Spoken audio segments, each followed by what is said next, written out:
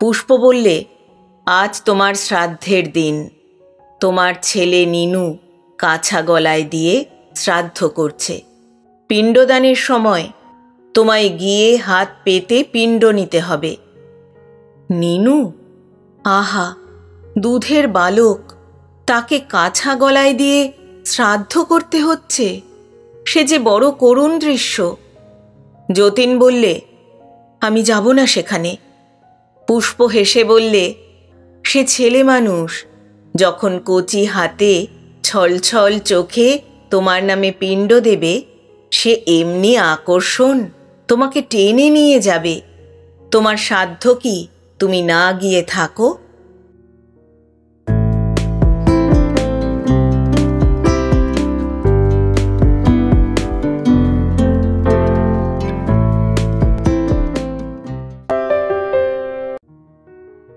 শুভেচ্ছা বন্ধুরা, এক রাশ শুভেচ্ছা আর ভালোবাসা। আমি অর্পিতা, আর আপনারা শুনছেন এক ব্যাগ গপ্প ইউটিউব চ্যানেল। বন্ধুরা, শুরুতেই একটা ছোট্ট অনুরোধ। এখনও যারা এক ব্যাগ গপ্প চ্যানেলটি সাবস্ক্রাইব করেননি, তাদের উদ্দেশ্যে বলি, আজই চ্যানেলটি সাবস্ক্রাইব করে সঙ্গে থাকুন। উৎসাহ পাব এগিয়ে চলার। এক ব্যাগ গপ্প চ্যানেলে আপনি শুনতে পাবেন এমন কিছু ভালো লাগা গল্প, উপন্যাস, যা জড়িয়ে ধরে বাঁচা যায় আজীবন। আজ পড়ব শ্রদ্ধেয় কথাসাহিত্যিক বিভূতিভূষণ বন্দ্যোপাধ্যায় রচিত একটি বিখ্যাত উপন্যাস দেবযান। আজ শুনবেন দ্বিতীয় পর্ব। গল্প পাঠ করছি আমি অর্পিতা। শব্দ নির্মাণ করেছেন সাহিত্য সমাহার চ্যানেলের আকাশ। প্রচ্ছদ এঁকেছেন কভারম্যান অভিব্রত। উপস্থাপনায় এক ব্যাগ গপ্প ইউটিউব চ্যানেল। শুরু করছি শ্রদ্ধেয় লেখক বিভূতিভূষণ বন্দ্যোপাধ্যায় রচিত দেবযান উপন্যাস। আজ দ্বিতীয় পর্ব।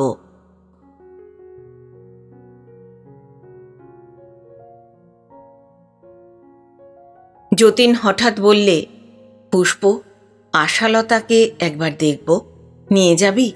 ওর বড় সর্বনাশ করে গেলাম। ওর জন্যে ভারী মন কেমন করছে।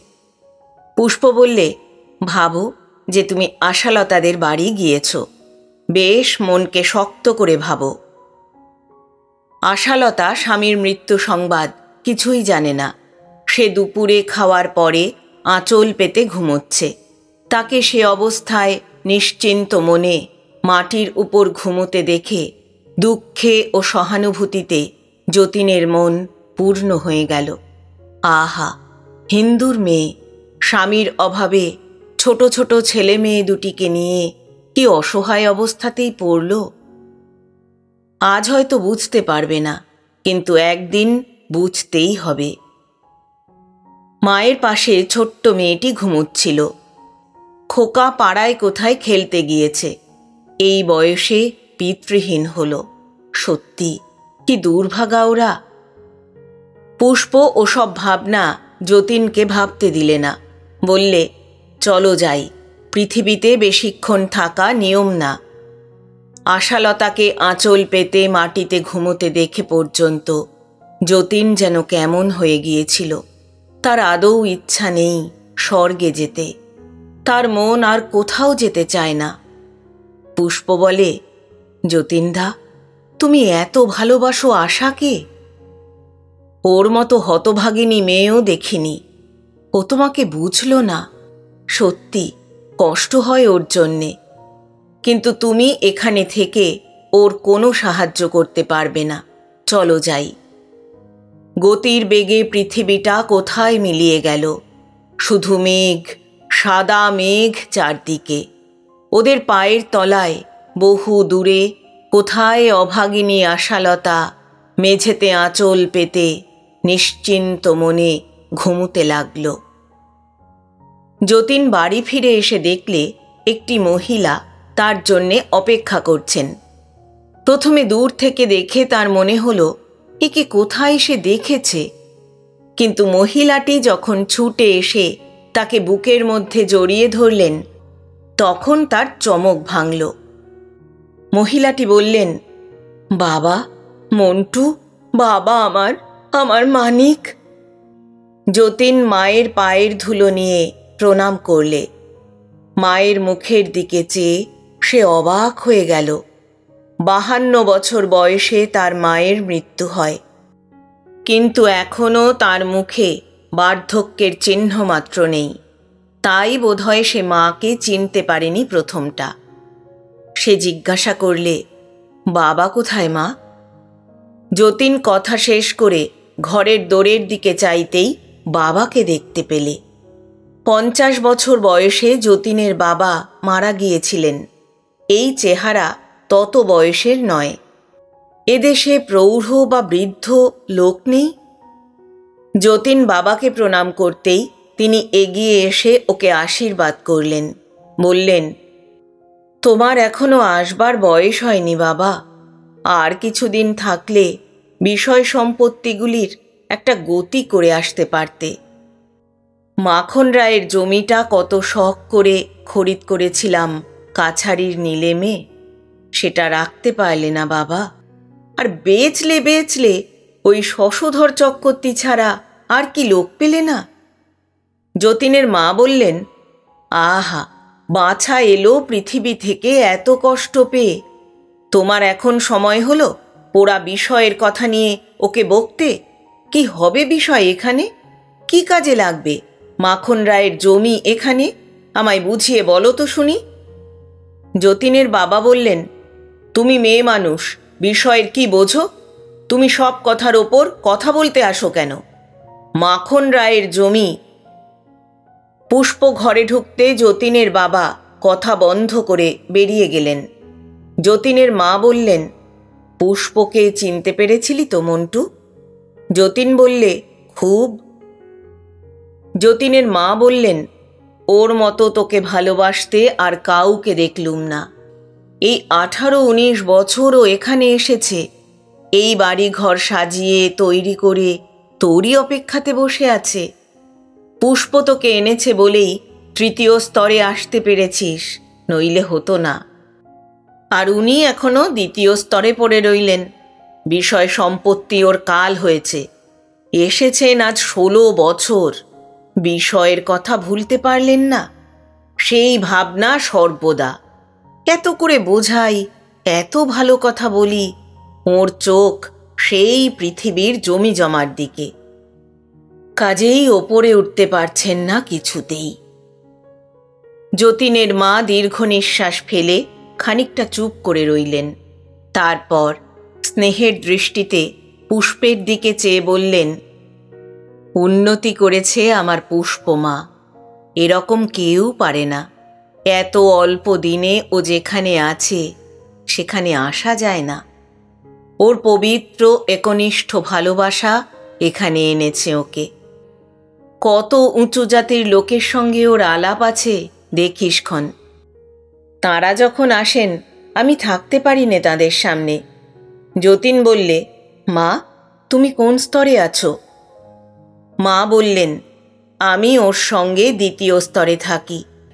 ওকে ছেড়ে আসি কেমন করে বল? ওকে এত বলি, কানে কথা যায় না। ওই দেখলে না, এখানে বেশিক্ষণ থাকতে পারলেন না। বিশেষত পুষ্পের সামনে উনি দাঁড়াতে পারেন না। ওর তেজ উনি সহ্যই করতে পারেন না। পুষ্প লজ্জায় রাঙা হয়ে বললে, কি যে বলো মা। তারপর সে ঘরের বাইরে চলে গেল। যতীনের মা বললেন, না মন্টু, সত্যি বলছি শোনো, তুমি নতুন এসেছ, তোমার পক্ষে এখন বোঝা অসম্ভব যে পুষ্প কত উঁচু দরের আত্মা। ও যেসব উচ্চ স্তরে যায় সেখানে যাওয়ার কল্পনাও করতে পারে না সাধারণ মানুষ পৃথিবী থেকে এসে। তোমার জন্যে ও এখানে কষ্ট করে থাকে, নইলে এর অনেক উঁচুতে ওর জায়গা। আর কি ভালোবাসার প্রাণ ওর! সেই কবে ছেলেবেলায় শাহগঞ্জ কেওটাতে থাকতে তোকে ভালো লেগেছিল। জীবনে সেই ওর ধ্যান জ্ঞান। তোকে আর ভুলতে পারলে না। তুই বৌমার ব্যাপারে পৃথিবীতে কষ্ট পেতিস, পুষ্পর এখানে কি কান্না! ওর মতো আত্মার পৃথিবীতে যেতে কষ্ট হয়, কিন্তু তোমার জন্যে সদা সর্বদা ও সেখানে যেত। ওকে দেখতে পাওয়া পুণ্যের কাজ। সম্মুখের এই সুন্দর আকাশ, ওই কলস্বনা ভাগীরথী, অদ্ভুত রঙের বনানী, অপরিচিত বনলতার সর্বাঙ্গ ছেয়ে সেসব অপরিচিত বনপুষ্পরাজি, এই শান্তি, এই রূপ, এও যেমন স্বপ্ন। পুষ্পের কথা, পুষ্পের ভালোবাসাও তেমনি স্বপ্ন।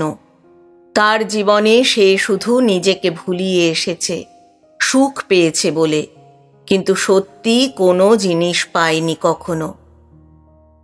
আজ মৃত্যুপারের দেশে এসে তার সারা জীবনের স্বপ্ন সার্থক হতে চলেছে, এ কথা তার বিশ্বাস হয় না।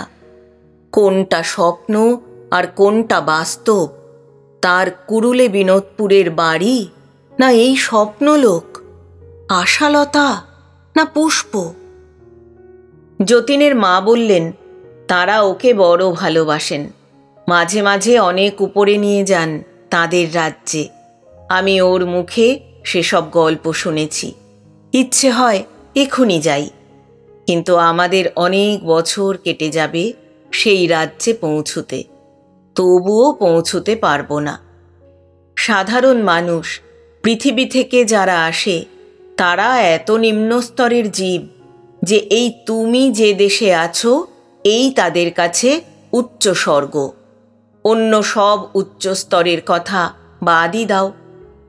একটা আশ্চর্য চাপা আলো আকাশের এক কোণ থেকে এসে পড়ল।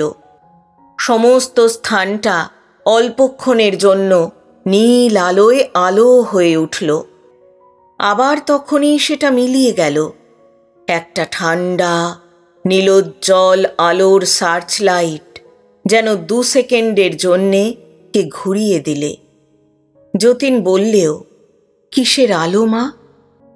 তার মা বললেন, আমি কিছু বলতে পারবো না বাবা, এসব দেশের ব্যাপার ভারী অদ্ভুত। চন্দ্র সূর্যের দেশ এ নয়। আমি মূর্খ মেয়ে মানুষ, আমি কি করে জানব কিসে থেকে কি হয়?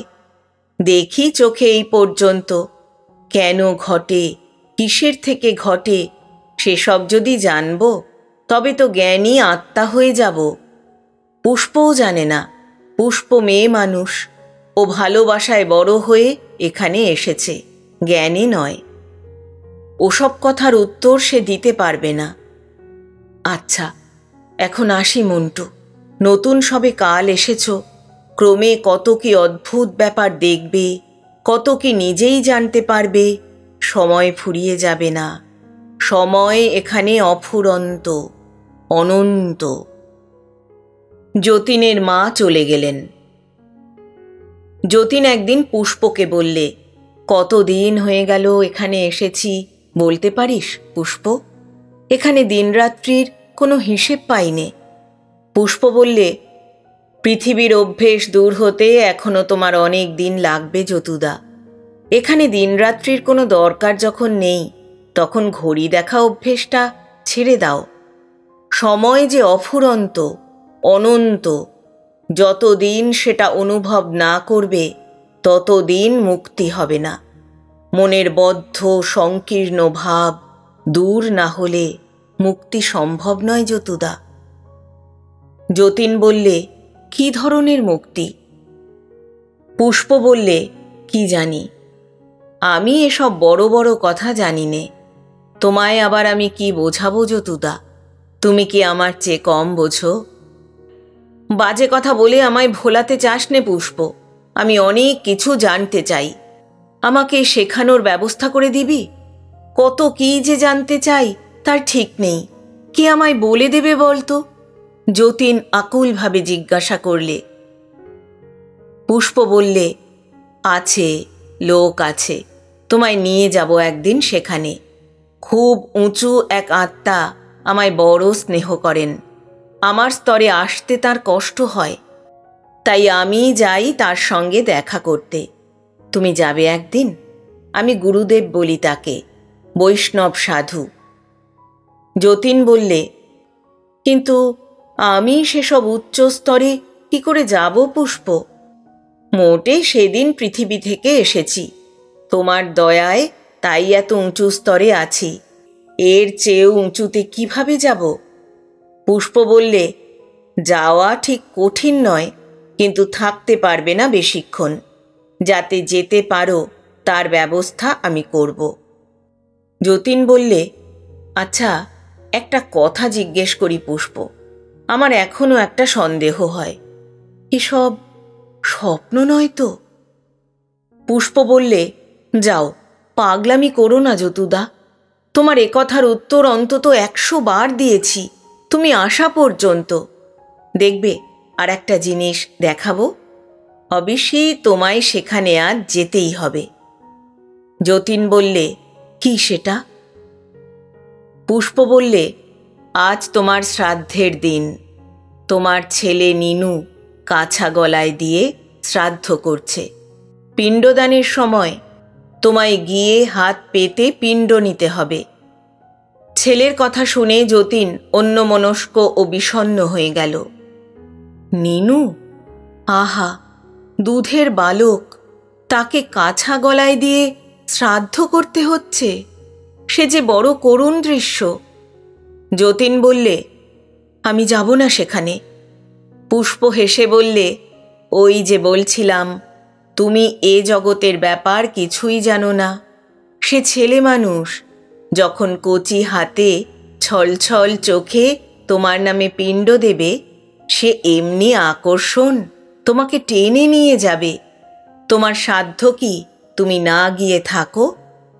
খুব ভালোবেসে যে টানবে, তার টান এই জগতে এড়ানো যায় না। পৃথিবীর স্থূল দেহে স্থূল মন বাস করে, এখানে তা নয়। এখানে মন আপনা আপনি বুঝতে পারবে কোনটা সত্যিকার ভালোবাসা, বুঝে সেখানে যাবে। আচ্ছা, তুমি বসো, আমি একবার আসি, ওদিকে কি হচ্ছে দেখে আসি। পৃথিবীর হিসাবে মিনিট 2 সময়ও তারপর চলে যায়নি। পুষ্প হঠাৎ কোথায় চলে গেল এবং ফিরে এসে বললে, ওখানে এখন সকাল 7টা, শ্রাদ্ধের আয়োজন শুরু হয়েছে। নিনু কিন্তু এখনো ঘুম থেকে ওঠেনি। যতীনের আগ্রহ হলো, জিজ্ঞেস করে, আশা কি করছে? সে ভয়ানক ব্যাকুল হয়েছে আশার খবর জানবার জন্যে। কতদিন খবর পায়নি। আশা কেঁদেছিল, চোখের জল ফেলেছিল তার মৃত্যু সংবাদে। জানবার জন্যে সে মরে যাচ্ছে, কিন্তু লজ্জা করে পুষ্পকে এসব কথা বলতে। যতীন বুড়ো শিবতলার ঘাটের রানায় চুপ করে বসে রইল। সামনে কুলুকুলু বাহিনী গঙ্গা, নীল আকাশের তলা দিয়ে একদল পাখি উড়ে এপার থেকে ওপারে যাচ্ছে। ঘাটের ওপরে বৃদ্ধ বটের শাখার নিবিড় আশ্রয়ে একটা অজানা গায়ক পাখি অতি মধুর স্বরে ডাকছে। যতীনের মন আজ অত্যন্ত বিষণ্ণ। আশা খুব কেঁদেছিল। আশাকে সে বড় নিঃসহায় অবস্থায় ফেলে রেখে এসেছে। স্বামীর কর্তব্য স্ত্রী পুত্রকে সুখে রাখা, তার অভাবে তারা কষ্ট না পায় তার ব্যবস্থা করা। সে অকর্মণ্য স্বামী, নিজের কর্তব্য পালন করার শক্তি তার ছিল না। আশাকে সে সুখী করতে পারেনি একদিনও। পুষ্প এসে বললে, বৌদিদির কথা ভেবে যে সারা হলে যতুদা। তারপর সস্নেহে ওর পাশে এসে দাঁড়িয়ে বললে, চলো, তোমাকে এক জায়গায় নিয়ে যাই। বৌদিদির কাছেই নিয়ে যেতাম, কিন্তু পৃথিবীর সঙ্গে বেশি যোগাযোগ এখন তোমার পক্ষে ভালো নয়। তাছাড়া তুমি তার কোনো উপকারও করতে পারবে না এই অবস্থায়। যতীন বললে, কোথায় নিয়ে যাবি পুষ্প? পুষ্প বললে, অনেক উঁচু এক স্বর্গে। নতুন এসেছো পৃথিবী থেকে, তোমরা বুঝতে পারবে না। মনে করলেই সেখানে যাওয়া যায় না। তোমার যাওয়া সম্ভব হবে শুধু আমি নিয়ে যাব বলে। তুমি কিন্তু পৃথিবী সম্বন্ধে সকল রকম চিন্তা মন থেকে তাড়াও। যতীন বললে, তা আমি পারবো না পুষ্প। তোর বৌদি বড় অভাগিনী, তার কথা ভুলতে পারবো না। পুষ্প বললে, দয়া বা সহানুভূতি তোমায় নামাবে না, ওপরে ওঠাবে, তাই ভেবো যতুদা। কিন্তু সাবধান, বিষয় সম্পত্তির কথা যেন ভেবো না। ত্রিশঙ্কুর অবস্থা হবে। এসো আমার সঙ্গে। দুজনে শূন্য পথে নীলাভ শূন্য সমুদ্রের বুকের ওপর দিয়ে উড়ে চলল। ডাইনে বাঁয়ে অগণিত তারালোকে মৃদু নক্ষত্র জ্যোৎস্নায় ভাসানো জীবন পুলক ওদের মুক্ত দেহে এনেছে শিহরণ, প্রাণে মুক্তির আনন্দ। দূর দূর বহু দূর তারা চলল কত নতুন অজানা দেবলোক। ক্রমে আর একটা নতুন লোকের ওরা সমীপবর্তী হতে লাগল। দূর থেকে তার সৌন্দর্যে যতীনের সমস্ত জৈবিক চেতনা অবশ হয়ে এলো। বিলুপ্ত প্রায় চেতনার মধ্য দিয়ে তার মনে হলো বহু কদম্ব দ্রুম যেন কোথায় মুকুলিত লতানিকর বিকশিত জ্যোৎস্না প্লাবিত গিরিগ্রামে বহু বিহগ কণ্ঠের কাকলি, প্রেম, স্নেহ, সুগভীর স্নেহের নিঃস্বার্থ আত্মবলি, আরও কত কি কত কি সেসবের স্পষ্ট ধারণা নেই ওর চেতনা রইল না। পুষ্প বিব্রত হয়ে পড়ল। যতীন অতি উচ্চ স্তরে যে সচেতন থাকবে না, পুষ্পের এ ভয় হয়েছিল। তবুও তার আশা ছিল চেষ্টা করলে নিয়ে যাওয়া কি এতই অসম্ভব? একবার সে দেখবে। না, যতীন সংজ্ঞা হারিয়ে ফেললে। যতীনের দেহটাকে নিয়ে যাওয়া যায়, কিন্তু ওর মন থাকবে নিদ্রিত, কিছুই দেখবে না, কিছুই জানবে না, শুনবে না। নিয়ে গিয়ে কি লাভ? পুষ্প ডাকতে লাগল, ও যতুদা, চেয়ে দেখো, কোথায় যাচ্ছ ভেবে দেখো, আমি পুষ্প, ও যতুদা, চোখটাও। নিকটেই একটা বেগুনি রঙের শৈলশৃঙ্গ বন্য লতাপাতার আড়ালে একটা শিলাখণ্ডে যতীনকে সে শোয়ালে। সংজ্ঞা হারিয়ে যাওয়ার সঙ্গে সঙ্গে যতীনের গতি বন্ধ হয়ে গিয়েছে। নিকটের ঝর্ণা থেকে জল এনে ওর মুখে দিয়ে পুষ্প আঁচল দিয়ে ওকে বাতাস করতে লাগল।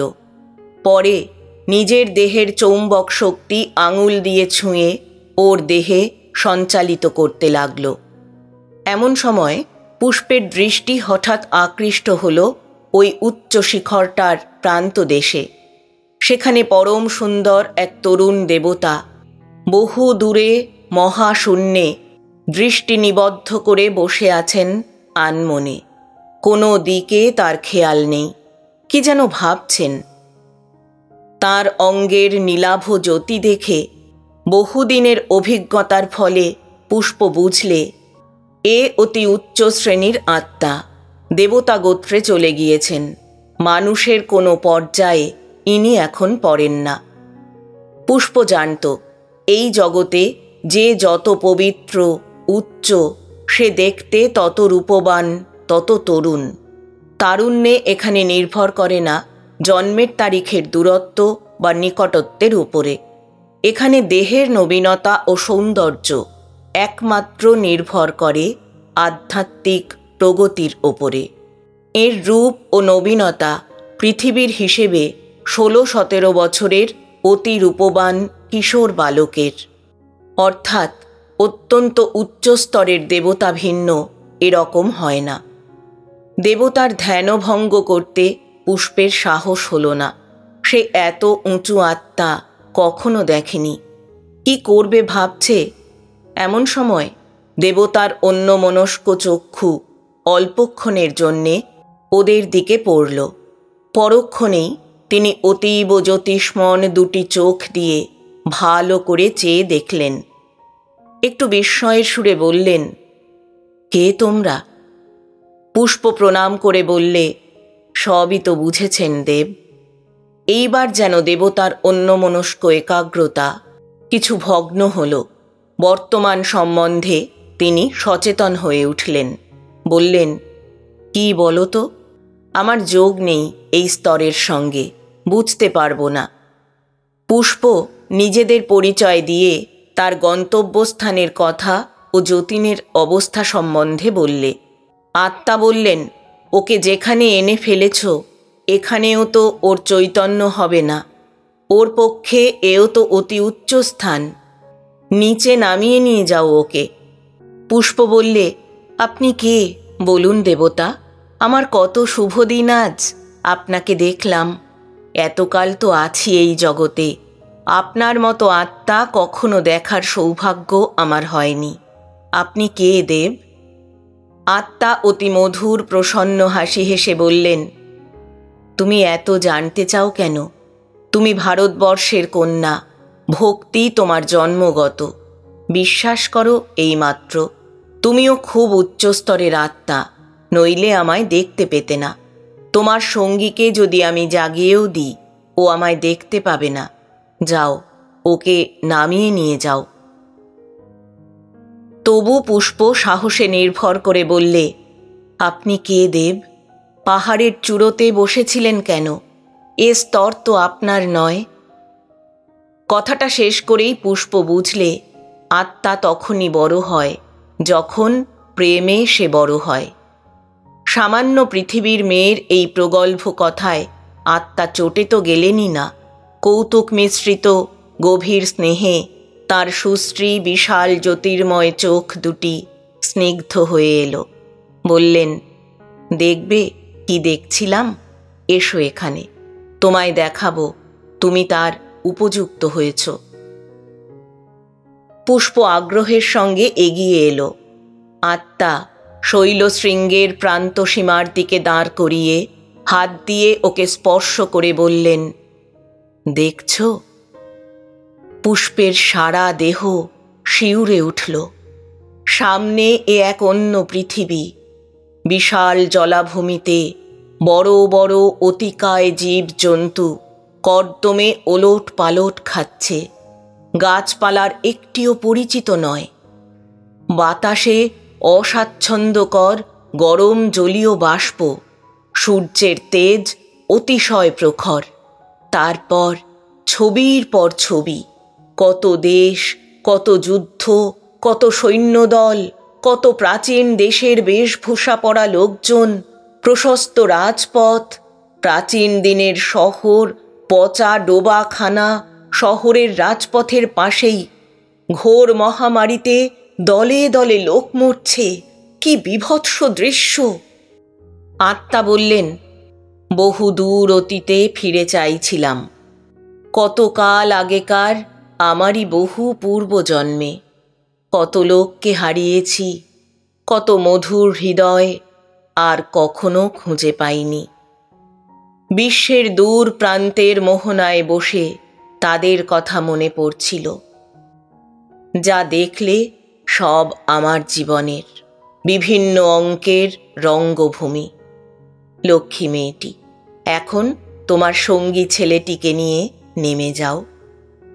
পুষ্প তাকে প্রণাম করে বিনীতভাবে বললে, আপনার দেখা আবার কবে পাব? তিনি বললেন, যখন স্মরণ করবে। এক মনে স্মরণ করলেই আসব, কিন্তু যখন তখন আমায় কষ্ট দিও না। আমার নানা কাজ, কোথায় কখন থাকি। কল্প পর্বতে সঙ্গীত যেদিন বাজবে, চুম্বকের ঢেউ কম থাকবে, সেদিন আমায় ডেকো। কল্প পর্বতের সঙ্গীত কি পুষ্প তা জানত। চতুর্থ স্তরে একটি সুনির্জন পাহাড়ে বহু শতাব্দী ধরে এক নির্দিষ্ট সময় আপনা আপনি অতি মধুর অপার্থিব সঙ্গীত ধ্বনি ওঠে। কতকাল পূর্বে জনৈক পবিত্র আত্মা ওই স্থানটিতে বসে নূতন সুর সৃষ্টি করতেন। কোনো বড় সুরশিল্পী হবেন। ওপরের স্বর্গে উঠে গিয়েছেন বহুকাল। কেউ তাকে এখন আর দেখে না, কিন্তু সেই নির্দিষ্ট সময় এখনও তাঁর সৃষ্ট সুরপুঞ্জে স্বর্গমণ্ডলের অজ্ঞাত কোণটি ছেয়ে যায়। দেবতা বিদায় নিলেন। বহুদূরব্যাপী নভমণ্ডল জ্যোতির্ময় হয়ে উঠল তার দেহজ্যোতিতে। তিনি অদৃশ্য হয়ে যাবার পরেও যেন খানিকক্ষণ আকাশটা আলো হয়ে রইল। পুষ্প অবাক হয়ে সেদিকে চেয়ে রইল। এত বড় দেবতা এতদিন এখানে থেকেও কখনো সে দেখেনি। যতীনের চেতনা ফিরে এলো বাড়িতে ফিরবার পথেই। পুষ্পকে বললে, এ কোথায় যাচ্ছি আমরা? এখনো পৌঁছইনি। পুষ্প বললে, না, চলো বাড়ি ফিরে যাই। সেখানে এখন তোমার যাওয়া চলবে না। তুমি পথে এমন হয়ে পড়লে, চতুর্থ স্তর পার হতে হতেই তোমার সংজ্ঞা চলে গেল। পঞ্চম স্তরে নিয়ে যাই কি করে? উফ, একটা অদ্ভুত জিনিস তুমি দেখলে না। তারপর পুষ্প সবিস্তারে উন্নত আত্মাটির সঙ্গে সাক্ষাৎ হওয়ার বৃত্তান্ত বর্ণনা করলে। বললে, আমার বড় ইচ্ছে ছিল তুমি দেখতে পাও, কিন্তু বুঝলুম তিনি এখন তোমায় দেখা দিতে ইচ্ছুক নন। তুমি দেখতে পাবেও না। যতীনের মনে পড়ল তার মায়ের সঙ্গে যেদিন কথা বলছিল। আকাশের দূর প্রান্তে অমনি একটা অদৃষ্ট পূর্ব জ্যোতির্লেখা দেখা গিয়েছিল। পুষ্প যেমন বর্ণনা করলে তেমনি। পুষ্পকে সে কথা বললে পুষ্প বললে, আমি জানি ও আলো সব সময় উচ্চ আত্মাদের, যাদের আমরা দেবতা বলি, তাদের গতিবিধির পথে দেখা যায়। উল্কার মতো উজ্জ্বল হয়ে ওঠে তাদের পথ যখন তারা যান। অত শুদ্ধ আত্মা কিন্তু আমাদের স্তরে কমই আসেন, খুব কমই দেখা যায়। যতীন বললে, দেখো পুষ্প, আমি তোমার এখানে এসে ভাবতুম কত উঁচু স্তরেই এসেছি। আজ আমার সে অহংকার ভেঙে গেল। অত সব উঁচু স্তর আছে তা কি জানতাম? পুষ্প হেসে গড়িয়ে পড়ে আর কি। বললে, এ কথা তো কখনো শুনিনি। তুমি ভাবতে আমাদের বুঝি এই বৈকুণ্ঠধাম? তবে তুমি নতুন এসেছো পৃথিবী থেকে, তোমার দোষ কি? যারা এখানে অনেক দিন আছে তারাও জানে না। আমি শুনেছিলাম এক শুদ্ধ আত্মার কাছে, যার কাছে তোমায় নিয়ে যাচ্ছিলাম। তিনি বলেন সপ্তম স্তর পর্যন্ত আছে, যেখানে পৃথিবীর মানুষ যেতে পারে। তার উপরেও অসংখ্য স্তর আছে, তবে সেসব অঞ্চলের খবর তিনিও জানেন না। সেসব পৃথিবীর মানুষের জন্য নয়। যতীন বললে, আর আমি চতুর্থ স্তর ছাড়িয়েই অজ্ঞান হয়ে পড়লাম। পুষ্প বললে, তা যদি না হতো আমি বৌদিকে এনে তোমার সঙ্গে দেখা করিয়ে দিতাম। যতীন আগ্রহের সঙ্গে কিন্তু কিছু অবিশ্বাসের সুরে বললে, আশাকে কি করে? পুষ্প বললে, সে ঘুমিয়ে পড়লে তার সূক্ষ্ম দেহ স্থূল দেহ থেকে বার করে। এরকম করা যায়, আমি করতেও জানি, কিন্তু বৌদিদির কোনো জ্ঞান থাকবে না যখন তাকে এখানে আনা হবে। তোমার মতো অচৈতন্য হয়ে যাবে দ্বিতীয় স্তর পার না হতেই। এই এ জগতের নিয়ম। যে স্তরের যে উপযুক্ত নয়, সেই স্তরে পৌঁছলে তার চেতনা লোপ পায়। কার সঙ্গে কথা কইবে যতুদা? যতীন বললে, কোনো উপায় নেই পুষ্প, আমরা পৃথিবীতে গিয়ে দেখা দিতে পারি নে? পুষ্প বললে, প্রথমত তা পারা অত্যন্ত কষ্টসাধ্য, আর যদিও বা পারা যায় তাতেও কোনো ফল হবে না। বৌদিদি পাড়াগাঁয়ের অশিক্ষিত মেয়ে। মানুষ মরে কোথায় যায়, তাদের কি অবস্থা হয়, এসব সম্বন্ধে কিছুই জানে না। মন কুসংস্কারে পূর্ণ। তোমায় দেখে সে এমনি ভয় পাবে যে তোমার যে জন্যে যাওয়া বা দেখা দেওয়া তা হবে না। যতীন কিছুতেই ছাড়ে না। তার স্বনির্বন্ধ অনুরোধে পুষ্প অবশেষে ওকে আশার কাছে নিয়ে গিয়ে চেষ্টা করে দেখতে রাজি হলো। যতীন বললে, আজই চলো। পুষ্প ঘাড় নেড়ে বললে, এখন শুক্লপক্ষের জ্যোৎস্না রাত্রি পৃথিবীতে। ওর আলোর ঢেউ আমাদের দেহ ধারণ করে দেখা দেওয়ার পক্ষে বড় বাধা। কৃষ্ণপক্ষের রাত্রিতে অনেক সহজ হবে। কটা দিন সবুর করো না। তারপর একদিন ওরা কৃষ্ণা সপ্তমী তিথিতে দুজনে পৃথিবীতে নেমে গেল। যতীন নতুন পৃথিবী থেকে গিয়েছে, সে স্পষ্টই সব দেখতে লাগল। কিন্তু পুষ্প অনেক দিন উচ্চস্তরে কাটানোর ফলে ওর সব ঝাপসা অস্পষ্ট কুয়াশার মতো ঠেকছে। পৃথিবীর বায়ুমণ্ডলে তার কষ্ট হতে লাগল। ওরা বেশি রাত্রে আসেনি, কারণ আশা তখন ঘুমিয়ে পড়বে, ওদের দেখবে কি করে। পুষ্প বললে, খুব ইচ্ছাশক্তি প্রয়োগ করো, খুব জোর করে ভাবো যে আমি আশাকে দেখা দেব, দেখা দেব, দেখা দেব। তুমি বেশি দিন পৃথিবী ছেড়ে যাওনি, তোমার দেহ স্থূল চোখে দেখা যাবে তাহলে। পৃথিবীর হিসেবে 2 ঘন্টা প্রাণপণে চেষ্টা করেও যতীন নিজের দেহ কিছুতেই আশার চোখে দৃশ্যমান করতে পারলে না। আশা রান্নাঘরে যাচ্ছে আসছে, ছেলেদের খাইয়ে আঁচিয়ে দিলে, ঘরে গিয়ে বাবার জন্যে পান সাজলে, দোতলার ঘরে একা গিয়ে ছেলে মেয়েকে ঘুম পাড়িয়ে রেখে এলে।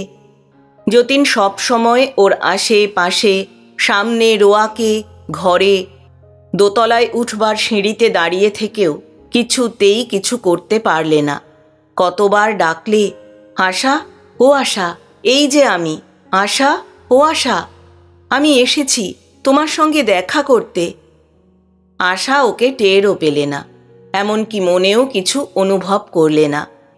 পুষ্প বললে, আচ্ছা এখন থাক, ওর মন এখন চঞ্চল অবস্থায় রয়েছে। যখন বিছানায় এসে শোবে, প্রথম তন্দ্রা আসবে, তখন মন হবে শান্ত, স্থির, একাগ্র। সেই সময়ে সামনে দাঁড়িয়েও। যতীন বললে, সে হবে না, ওর হ্যারিকেন লণ্ঠন ঘরে সারা রাত জ্বালিয়ে ঘুমোনো অভ্যেস, সেই আলোতে তো কোনো কাজই হবে না।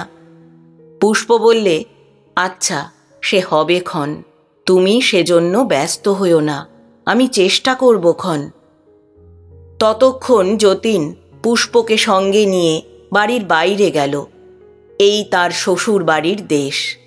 প্রথম সে যখন এখানে আসে, তখন ওই মজুমদারের বাড়ির চণ্ডী মণ্ডপে আরও পাড়ার 5 জন নতুন জামাইয়ের সঙ্গে পাশা খেলে, তাস খেলে কত দুপুর সন্ধ্যা কাটিয়েছে।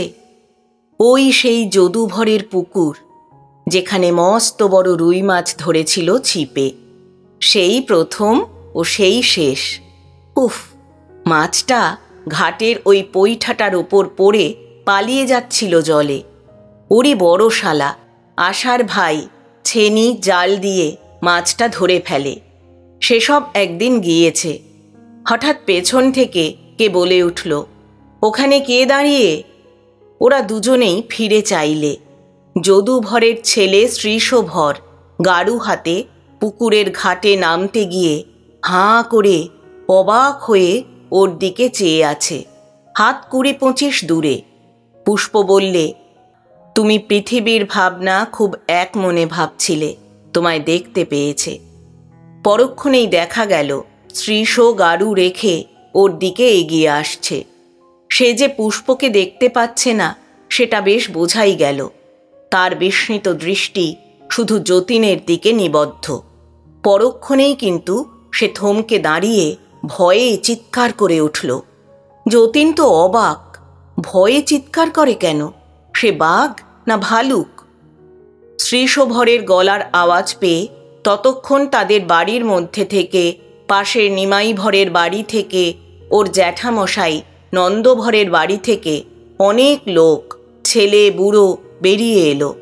সকলের সমবেত ভদ্র প্রশ্নের উত্তরে শ্রীশ হাঁপাতে হাঁপাতে বললে, উফ, কি কাণ্ড, এমন তো কখনো দেখিনি। সবাই বললে, কি কি দেখলি রে, কি দেখলি? শ্রীশ বললে, ওইখানে দাঁড়িয়েছিল সাদা মতো দিব্যি একজন মানুষ, যেমন ডেকেছি অমনি মিলিয়ে গেল। বাপরে বাপ! না রে বাপু, স্পষ্ট নিজের চোখে দেখলাম। তোমরা বলছো চোখের ভুল? আমি কি গাঁজা খাই যে চোখের ভুল? সবাই গোলমাল করতে লাগলো। 2-1 জন সাহসী লোক এগিয়ে এলো দেখতে, লেবু গাছের আড়ালে কেউ লুকিয়ে আছে কিনা। যতীনের আশেপাশে যাতায়াত করছে, অথচ সে আর পুষ্প সেইখানেই দাঁড়িয়ে। যতীন কৌতুকের হাসি হেসে বললে, লোকগুলো কানা নাকি? খুঁজছে যাকে সে তো এখানেই দাঁড়িয়ে। পুষ্প খিলখিল করে হেসে বললে, যাক, ভালোই হয়েছে তোমায় চিনতে পারেনি, চিনতে পারলে বলতো মুখুজ্জেদের বাড়ির জামাই ভূত হয়ে লোকের আনাচে কানাচে ঘুরে বেড়াচ্ছে। বৌদিদি শুনলে কষ্ট পেত, লোকে বলতো গতি হয়নি। কেমন শখ মিটল তো? নিরীহ লোককে আর ভয় দেখিয়ে দরকার কি? চলো পালাই। বুড়ো শিবতলার ঘাটে অশ্বত্থতলায় যতীন অন্যমনস্ক হয়ে বসেছিল। পুষ্প মাঝে মাঝে কোথায় যায়, আজও বেরিয়েছে। তার নানা কাজ, কোথায় কখন ঘোরে। পুষ্পকে যতীন খানিকটা বোঝে, খানিকটা বোঝে না। পুষ্পের ভালোবাসায়, সেবা যত্নে তার বহুদিনের বুভুক্ষু প্রাণ তৃপ্ত হয়েছে বটে, কিন্তু সঙ্গিনী হিসাবে যতীনের মনে হয় পুষ্প অনেক অনেক উঁচু। সে পুষ্পকে ভালোবাসে, শ্রদ্ধা করে, এমনকি কিছু কিছু ভয়ও করে। তার সঙ্গে কিন্তু মন খুলে কথা বলা যায় না, বলতে চাইলেও মুখে অনেকটা আটকে যায়। এমন সুখ শান্তি আনন্দের মধ্যেও যতীন নিজেকে খানিকটা একা মনে না করে পারে না। আশা, আজ যদি আশা, এই সব সুন্দর দিনে সুন্দর প্রাকৃতিক দৃশ্যের মধ্যে বসে আশার কথাই মনে হয়। আরও মনে হয় সে বড় হতভাগিনী, তার এত ভালোবাসা আশা বোঝেনি। আশা যদি বুঝত, তার মূল্য দিত। হতভাগিনী নিজেই কত তৃপ্তি পেত। তার ইচ্ছা হয় যখন তখন আশার কাছে যায়, কিন্তু পুষ্প তাকে যেতে দেয় না। এর কারণ যতীন জানত না। আশার জীবনের অনেক ব্যাপার পুষ্প যা জানে যতীন তা জানে না। পাছে সেসব দেখলে যতীনের মানসিক যন্ত্রণা বেড়ে যায়। সেজন্য পুষ্প প্রাণপণে সেসব জিনিস ওর দৃষ্টি থেকে লুকিয়ে রাখতে চায়। যার কোনো প্রতিকার করবার ক্ষমতা নেই, তা ওকে জানতে দিয়ে কোনো লাভ নেই। যতীন জানত আশা খেয়ালের বশে অভিমান করে বাপের বাড়ি গিয়ে উঠেছিল এবং অভিমানের দরুণই তার সঙ্গে দেখা করেনি। তার নিষ্ঠুরতা, সেও অভিমান প্রসূত। আশার চরিত্রের আসল দিক পুষ্প কত কৌশলে ঢেকে রেখেছে যতীনের কাছে, তা একমাত্র জানতেন যতীনের মা। পাছে ওর চোখেও সেসব ধরা পড়ে যায়, এই ভয়ে নিজে সঙ্গে না নিয়ে যতীনকে একা আশার কাছে সে যেতে দিত না। যতীনের একা যাবার প্রবল ইচ্ছা সত্ত্বেও একা পৃথিবীতে যেতে সে তেমন সাহস পায় না। একদিন যাবার চেষ্টা করে খানিকটা গিয়েছিল। হঠাৎ মধ্যপথে কে যেন ওকে চৌকো কাঠের বাক্সের আকারের ঘর তৈরি করে তার মধ্যে বন্দি করবার চেষ্টা করতে লাগল। ও এগিয়ে যায়, একটা ঘর ফুঁড়ে বার হয়, আবার সামনে ওই রকম কিউব দিয়ে সাজানো ঘর আরেকটি তৈরি হয়। সেটা অতি কষ্টে পার হয় তো আর একটা। দ্বিতীয় স্তরের অপেক্ষাকৃত স্থূল অথচ অত্যন্ত নমনীয় বস্তুপুঞ্জের ওপর ওর নিজের চিন্তাশক্তি কার্য করে আপনা আপনি এই রকম কিউব সাজানো দেওয়ালের বেড়াজাল সৃষ্টি হচ্ছিল। চিন্তার সংযম বা পবিত্রতা অভ্যাস না করলে এইসব নিম্ন স্তরে যে ওরকম হয় তা যতীনের জানা ছিল না। যতীন যত ভয় পায় ততই তার মনের বল কমে যায়, ততই সে নিজের সৃষ্ট কিউব রাশির মধ্যে নিজেই বন্দী হয়। জনৈক উচ্চস্তরের পথিক আত্মা সে বিপদ থেকে সেদিন তাকে উদ্ধার করেন। সেই থেকে একা পৃথিবীতে আসতে ওর ভরসা হয় না। আজও বসে ভাবতে ভাবতে আশার জন্যে সহানুভূতি ও দুঃখে ওর মন পূর্ণ হয়ে গেল। কিন্তু কি করবার আছে তার? অশরীরী অবস্থায় আশার কোনো উপায়ই সে করতে পারে না, অন্তত করবার উপায় তার জানা নেই। হঠাৎ তার প্রবল আগ্রহ হলো আর একবার সে আশার কাছে যাবার চেষ্টা করবে। এলোমেলো চিন্তা মন থেকে সে দূর করবে। ভেবে ভেবে চণ্ডীর একটা শ্লোক তার মনে পড়ল। ইয়া দেবী সর্বভূতেষু দয়ারূপেণ সংস্থিতা নমস্তস্যৈ নমস্তস্যৈ নমস্তস্যৈ নমো নমঃ। এই শ্লোকটা এক মনে আবৃত্তি করতে করতে সে ইচ্ছা করলে সে পৃথিবীতে যাবে, আশাদের বাড়িতে, আশার কাছে। পরক্ষণেই সে অনুভব করলে সে মহাশূন্যে মহাবেগে কোথায় নীত হচ্ছে। গতির বেগে তার শরীরে শিহরণ এনে দিলে মন মাঝে মাঝে অন্যদিকে যায়, আবার ফিরিয়ে এনে জোর করে চণ্ডীর শ্লোকের প্রতি নিবদ্ধ করে। এই তো তার শ্বশুরবাড়ির পুকুর, ওই তো সামনেই বাড়ি। বড় মজার ব্যাপার। এটা এখনো যতীন বুঝতে পারে না কি করে সে চিন্তা করা মাত্রই ঠিক জায়গায় এসে পৌঁছে গেল।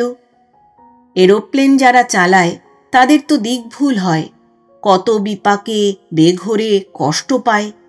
কিন্তু কি নিয়ম আছে এ জগতে যে জনৈক অজ্ঞ আত্মা শুধুমাত্র চিন্তা দ্বারা গন্তব্যস্থানে এসে পৌঁছায়? রাত্রি। আশা দোতলার ঘরে ঘুমোচ্ছে। ও গিয়ে তার শিয়রে বসল।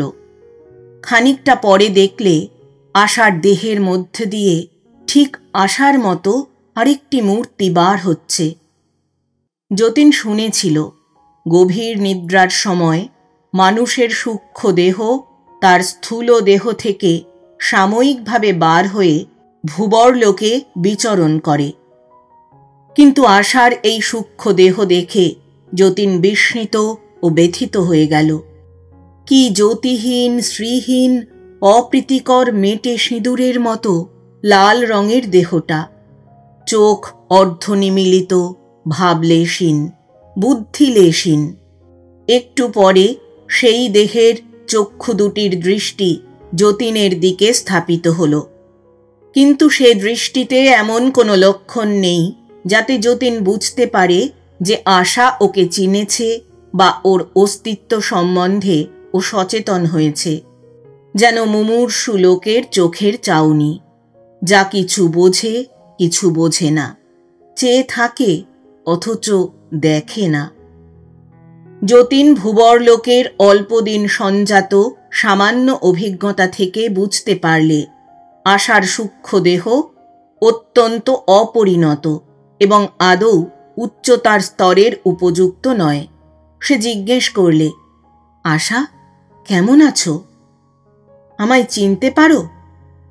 আশার চোখে মুখে এতটুকু চৈতন্য জাগল না, সে যেন ঘুমোচ্ছে। যতীন চতুর্থ স্তরে যেমন অবস্থায় পড়েছিল, আশার ভূবরলোকে অতি নিম্ন স্তরেই সেই অবস্থা। এখন ও যদি পৃথিবীর স্থূল দেহটা হারায়, এ লোকে এসে মহা কষ্ট পাবে। কারণ যে দেহটা নিয়ে এই লোকের সঙ্গে কারবার, সেই দেহটাই ওর তৈরি হয়নি। সদ্যপ্রসূত অন্ধ বিড়াল ইঁদুর ধরবে কেমন করে? অর্থাৎ আশা অতি নিম্ন শ্রেণীর আত্মা। যতীন আরও কয়েকবার নিজের অস্তিত্ব সম্বন্ধে আশাকে সচেতন করবার বৃথা চেষ্টা করে ব্যথিত মনে পৃথিবী থেকে বিদায় নিল। সেদিনই বুড়ো শিবতলার ঘাটে গঙ্গার ধারে এক ব্যাপার ঘটল। পুষ্প ও যতীন দুজনে নিজেদের বাড়ির সামনে বাগানে বসে গল্প করছে। যতীন পুষ্পকে পৃথিবীতে যাওয়ার কথা কিছুই বলেনি। তবুও পুষ্প সব ব্যাপার জানে, পাছে মনে কষ্ট পায়, এই জন্যে যতীনকে সে বলেনি যে সে জানে। হঠাৎ আকাশের এক কোণে নীল উজ্জ্বল আলো দেখা গেল। গঙ্গার এপার ওপার ওদের বাড়ি, ঘর, বাগান, বুড়ো শিবতলার ঘাট, এমনকি ওপারের শ্যামসুন্দরীর ঘাট পর্যন্ত সে আলোয় উদ্ভাসিত হয়ে উঠল। পুষ্প শশব্যস্তে দাঁড়িয়ে উঠে বললে, দেখো দেখো, কোনো দেবতা যাচ্ছেন, চেয়ে দেখো। পরক্ষণেই যতীনের মনে হল একটা বিরাট প্রজ্বলন্ত উল্কা তাদের বাড়ির সামনে অদূরে উন্মুক্ত বনজ লিলির ঝোপের ধারে এত প্রখর আলো বিকাশ করে এসে পড়ল যে দুজনেরই চোখ ধাঁধিয়ে গেল তার তীক্ষ্ণ উজ্জ্বল তীব্রতায়। ওরা আশ্চর্য হয়ে ছুটে গিয়ে দেখলে যে এক মহা জ্যোতির্ময় দেহধারী পুরুষ ঝোপের ধারে বসে পড়েছেন। অমন মহিমময় শ্রী যে পৃথিবীর মানুষের হয় না, তা দুবার দেখে বুঝতে হয় না। দুজনেই বিস্ময়ে ভয়ে আড়ষ্ট হয়ে দূর থেকে চেয়ে দেখছে। এমন সময় দেবতার নিকট থেকে পুষ্পের নিকট পর্যন্ত একটা ম্যাজেন্টা রঙের আলোর চওড়া শিখা সাপের মতো কুটিল বক্র আকৃতি ধরে একবার খেলে গেল। একটা বড় 10 ব্যাটারির টর্চের আলো কে যেন একবার টিপে তখনই বন্ধ করলে। পুষ্প বুঝলে এটা কি? অতি উচ্চ শ্রেণীর দেবতাদের বিদ্যুতের ভাষা। 5ম স্তরের সেই আত্মার কাছে পুষ্প কথা শুনেছিল। তিনি বলেছিলেন, ঊর্ধ্বতন লোকে 9ম বা 10ম স্তরের ওপরেও যেসব উচ্চ স্তর, সেখানে দেব বিবর্তনের জীবেরা বাস করেন। মানুষের সর্বপ্রকার ধারণার অতীত তাঁদের ক্রিয়াকলাপ। তাদের সে বিরাট জীবনের সম্বন্ধে পৃথিবীর লোকই বা কি, সাধারণ প্রেতলোকের আত্মারাই বা কি, কোনো খবর জানে না। মুখের ভাষায় তারা কথা বলেন না। তাদের প্রকাশের ভঙ্গি সম্পূর্ণ স্বতন্ত্র। আগুনের বা বিদ্যুতের ভাষায় চলে তাদের কথাবার্তা। পুষ্প হাত জোর করে নীরবে দাঁড়িয়ে রইল। পুনরায় মহাব্যস্ত ও ক্ষিপ্র আরেকটা তীব্র বিদ্যুৎ শিখা ওকে এসে স্পর্শ করতেই ওর মনের মধ্যের চিন্তায় এই প্রশ্ন জাগল, আমি কোথায়? দেবতাকে দেখা যায় না। তার স্থানে শুধু একটা আলোর মণ্ডলী পরিদৃশ্যমান। পুষ্প বললে, দেব, আপনি পৃথিবীর আত্মিক লোকে। আবার বিদ্যুতের শিখা। পুষ্পের মনে পুনরায় প্রশ্ন জাগল, পৃথিবী কি? পুষ্প বললে, পৃথিবী একটা ক্ষুদ্র গ্রহ, সূর্যের চারিদিকে ঘোরে। পুষ্পের এই কথাগুলো কিভাবে দেবতা বুঝলেন পুষ্প জানে না। বোধহয় উত্তরগুলো চিন্তারূপে দেবতার নিজের মনে জাগছিল। পৃথিবীর ভাষায় অনুবাদ করলে দুজনের কথাবার্তা খানিকটা এই রূপ দাঁড়ায়। পুনরায় প্রশ্ন হল, বিশ্বের কোন অংশ? পুষ্প বিপদে পড়ে এক মনে সেদিনকার সেই দেবতাকে স্মরণ করলে। এসব প্রশ্নের উত্তর দেওয়া তার সাধ্যের অতীত। আশ্চর্যের উপর আশ্চর্য।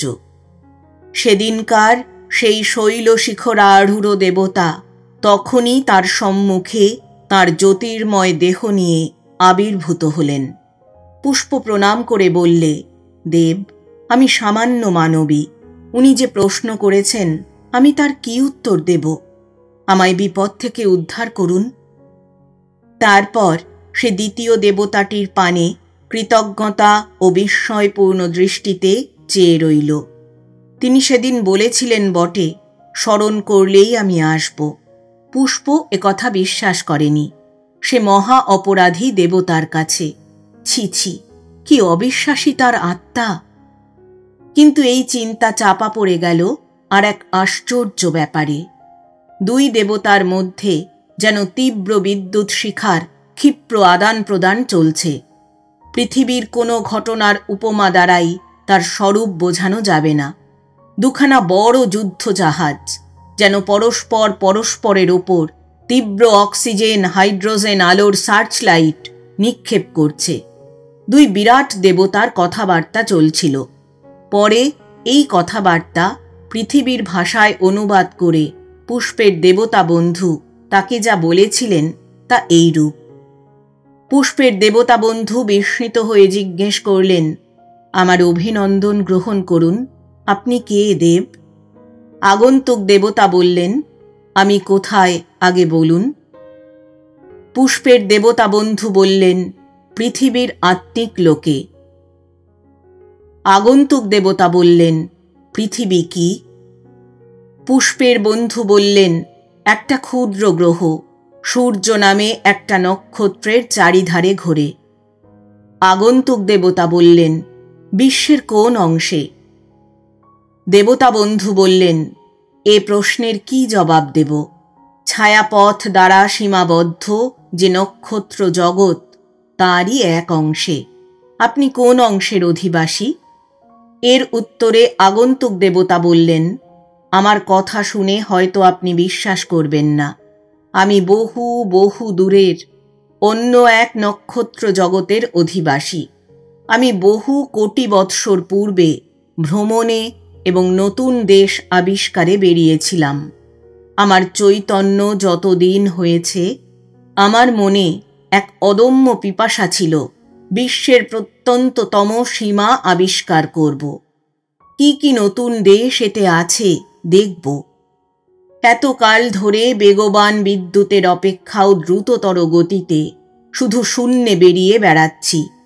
সম্প্রতি নক্ষত্রের, গ্রহের, নানা জগতের ও বিভিন্ন লোকের গোলকধাঁধার অরণ্যে দিশেহারা হয়ে এখানে শক্তিহীন, অবসন্ন ও বিমূঢ় অবস্থায় এসে পড়েছি। নক্ষত্র ও বস্তু জগৎ এখানে এত বেশি কেন? এ দুটি প্রাণী কোথাকার লোক? দেবতা বন্ধু উত্তর দিলেন, এই দুই জীব পৃথিবীর তৃতীয় স্তরের অধিবাসী। পুরুষটি সম্প্রতি বস্তু স্তর থেকে আত্মিক স্তরে এসেছে। ওরা নিতান্ত নিরীহ, অজ্ঞ। মেয়েটি কিন্তু উন্নত, তাও জ্ঞানে নয়, প্রেমে। যতীন এতক্ষণ শ্রদ্ধায়, ভয়ে ও গভীর বিস্ময়ে আড়ষ্ট হয়ে পিছন দিকে দাঁড়িয়েছিল। সে এই কথাবার্তার বিন্দু বিসর্গও বুঝছিল না। তার মনে অত উচ্চ দেবাত্মাদের চিন্তা প্রতিফলিত হবার কোনো সম্ভাবনা ছিল না। পুষ্প ওর দিকে চেয়ে কথা বলতে সে বুঝলে যে তার সম্বন্ধে কোনো কথা বলা হচ্ছে। সে এগিয়ে এসে প্রণাম করে চুপ করে রইলে। এত বড় জ্যোতির্ময় আত্মা সে আর কখনো দেখেনি।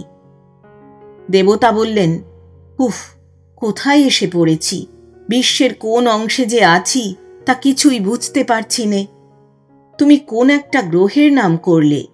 যে নক্ষত্রটার চারিধারে ঘোরে সেটা আমি নতুন দেখলাম। নক্ষত্রটা খুব বড় নক্ষত্রের দলে পড়ে না এবং ওর আলোও পরিবর্তনশীল। আমি বার কয়েক ওর আলোকে বাড়তে কমতে দেখেছি। ওর নাম কি বললে? সূর্য? পুষ্প তার নিজের চিন্তার কিছু অংশ এবার যতীনের মনে চালনা করলে। সে বেচারা চুপ করে দাঁড়িয়ে আছে, বুঝছে না কোন ভীষণ মহাপুরুষের সামনে দাঁড়িয়ে পুষ্প পোড়ার মুখী কথা বলছে। জানুক ও বুঝুক কিছু। পুষ্পের মনের মধ্যে দিয়ে ওদের কথাবার্তা যতীন বুঝতে পারলে এবং বুঝে অবাক হয়ে গেল। পুষ্প ভাবছিল, এ আবার কত উচ্চ স্তরের, কি ধরনের লোক রে বাবা, যে সূর্যের নামটাই শোনেনি কখনো। পৃথিবী তো দূরের কথা। কথাটা মনে হয়ে তার বড় হাসি পেল। ছি! হাসি সামলে নিয়ে সে বললে, আপনার কথা শুনতে বড় আগ্রহ হচ্ছে। আপনি আমাদের বাড়িতে বসে একটু বিশ্রাম করুন, আর দয়া করে বলবেন কি কি দেখলেন এতকাল ধরে। আগন্তুক ওদের বাড়ির বাইরের পাথরের বেঞ্চিতে এসে বসলেন। যতীন সম্ভ্রমে উদ্ভ্রান্ত ও দিশেহারা হয়ে হঠাৎ বিনীতভাবে বলে বসল, একটু চা খাবেন কি স্যার? পুষ্প মুখে আঁচল চাপা দিয়ে অতি কষ্টে হাসি দমন করে বললে, কি যে তুমি করো যতুদা! পৃথিবীর অভ্যেস তোমার এখনো গেল না? চা খাবে কে? আর স্যার বলছো কাকে? যতীন অপ্রতিভ হয়ে অধিকতর বিনীত ভাব ধারণ করলে। এই দুই নবদৃষ্ট আত্মার কাণ্ড দেখে আগন্তুক দেবতার মন কৌতুকে ও আনন্দে পূর্ণ হয়ে উঠল। কোথাকার জীব এরা, অথচ দেখো কি সুন্দর হাসে। মহামহেশ্বরের বিচিত্র সৃষ্টি শুধু বিরাটতার দিক থেকেই নয়, আধ্যাত্মিক সৌন্দর্যেও এর কি রহস্যময় মূর্তি। এরা কেন হাসছে, কি নিয়ে কথা বলছে, তা তিনি বুঝতে পারছিলেন না। আর একটা কথাও তিনি বোঝেননি। তাই এখন পুষ্পকে প্রশ্ন করলেন, গ্রহের জড়লোক আর আত্মিক লোক কি বলছো? বুঝতে পারলাম না তো। কি সেটা? পুষ্প বললে, প্রভু, আমরা যখন পৃথিবীতে জন্মগ্রহণ করি তখন আমাদের দেহ অন্য পদার্থ দিয়ে তৈরি হয়। সে দেহ স্থূল, সেখানকার সব জিনিসই এই ধরনের স্থূল পদার্থে গড়া। তারপর একটা সময় আসে যখন সেই স্থূল দেহটা নষ্ট হয়ে যায়, তখন আমরা এই আত্মিক লোকে আসি। কেন প্রভু, আপনি কি এ জানেন না? দেবতা বললেন, শুনেছি বটে, এমন হয় কোনো কোনো গ্রহের জীবের ক্ষেত্রে। আমার অভিজ্ঞতা নেই। আমায় সেখানে একবার নিয়ে যাবে, তোমাদের এই পৃথিবী গ্রহের জড়লোকে? কিন্তু সেখানে আপনি যেতে পারবেন দেব, অত স্থূল রাজ্যে? দেবতা হেসে বললেন, আমি পথিক, কত বিরুদ্ধ ভাবের মধ্যে দিয়ে চলা অভ্যেস করতে হয়েছে আমাকে, তবে বিশ্বভ্রমণ করা সম্ভব হয়েছে। নইলে তোমাদের এই যে যাকে বলছো আত্মিক লোক, এখানেই কি আমি আসতে পারতাম? জড়বস্তুর নিবিড় প্রকাশ আত্মার ক্ষেত্রে আমি দেখেছি অন্য অনেক গ্রহে। চলো যাই। একটু পরে ওরা তিনজনে পৃথিবীর দিকে চলল।